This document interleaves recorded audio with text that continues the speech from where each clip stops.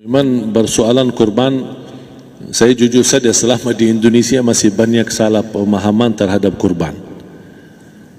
Dan saya pernah berkata, memang Islam kita di Indonesia Islam keturunan.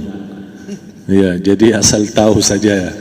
Ya, tapi dari segi belajaran, mohon maaf ya kita terlalu jauh terhadap pemahaman. Yang saya maksud, kita melaksanakan sesuatu tapi kita sudah belajar, sudah tahu, bukan hanya asal saya dengar, saya lihat, saya bukan sebatas itu, tapi kita punya dasarnya.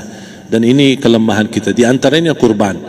Saya pernah mendengar, bukan malah sering mendengar soal kurban dihitungkan beroran. Jadi keluarga suami istri sama 5 anak berarti jumlah 7, wajib sapi. Kalau kurang daripada itu, atau misal suami istri tidak mampu, boleh ini tahun kurban kambing atas nama suami, tahun depan atas nama istrinya. Ini hal keliru sebenarnya. Yang dihitungkan soal kurban beda sama akikah dan beda sama zakat fitrah. Zakat fitrah sama akikah terhitung beroran. Akikah laki-laki 2 kambing, perempuan 1. Kalau tidak mampu boleh. Kalau ada kembar laki sama perempuan berarti 3 kambing. Tapi kalau tidak mampu boleh 1 kambing, tidak masalah. Dan tidak ada istilah sekarang saya kurban tapi nanti sisanya seolah-olah ada hutang sama Allah. Sesuai kemampuan kita. Di antaranya kurban. Kurban hitungannya berkeluarga, bukan beroran. Buktinya Rasulullah SAW dan juga cerita Nabi Ibrahim. Ketika Nabi Ibrahim mau sembelih Nabi Ismail, Allah turunkan apa? Mengganti sembelihan Nabi Ismail dengan ekor kambing dari surga. Berapa ekor kambing? 1. Padahal Nabi Ibrahim punya istri 2 dan anak. Ada istri Siti Hajar dan Sarah. Kemudian anaknya Ismail dan Ishak. Berarti semuanya berapa? 5. Kenapa Allah tidak turunkan 5 ekor kambing? Karena hitungannya memang 1 keluarga. Yang kedua, Rasul sendiri sembelih 2 kambing. Pertama, Bismillah atas nama Muhammad dan keluarga Nabi Muhammad. Padahal kita tahu keluarga Nabi Muhammad SAW termasuk keluarga besar. 11 istri, belum lagi anaknya, laki-laki sama perempuan. Ada yang hidup maupun sudah mati, sudah termasuk semua. Yang hidup maupun mati. Yang kedua, Rasul sembelih sembelihan yang kedua atas namaku dan umatku. Umatnya berapa miliar? Cuma 1 ekor kambing. Kenapa Rasulullah SAW berkurban atas nama dirinya dan umatnya? Saya mengambil salah satu di sini tanda sayangnya Rasul kepada umatnya. Jadi saya selalu berkata, orang miskin yang tidak mampu berkurban seharusnya bangga di hari kurban, karena Rasul sudah kurbankan duluan atas nama dia. Jadi terima kasih ya Rasulullah, ingatkan kita. Yang kita tidak mampu, Rasul sudah.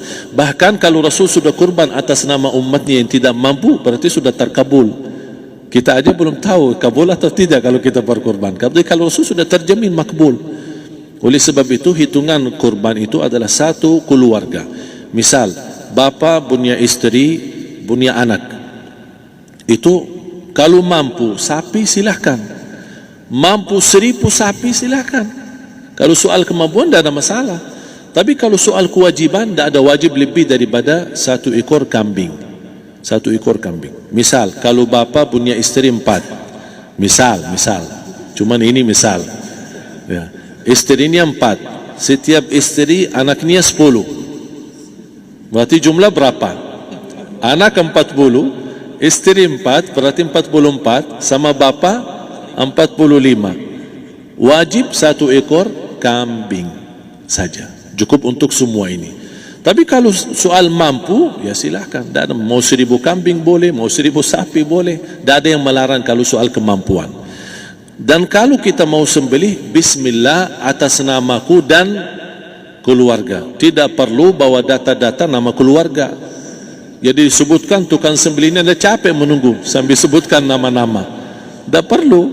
Udah Bismillah atas namaku dan keluarga. Termasuk kata atas namaku dan keluarga, termasuk orang tua yang sudah meninggal. Termasuk orang tua yang sudah, karena kita adalah hasil daripada orang tua. Itu sudah termasuk, tidak perlu kita sebutkan.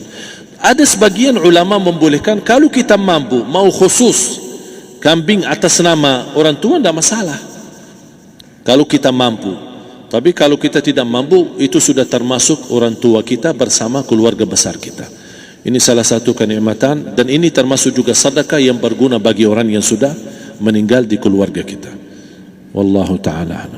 Dan juga masalah panitia, bisa kita mewakili. Kalau kita tidak mengerti sembelihannya dan tidak mengerti cara bagiannya. Tapi ada satu sunnah yang termasuk kehilangan sunnah ini, adalah banyak yang tidak mau makan dari hasil kurban. Padahal itu sunnah Rasul. Dari akikah boleh makan, dari kurban pun boleh makan.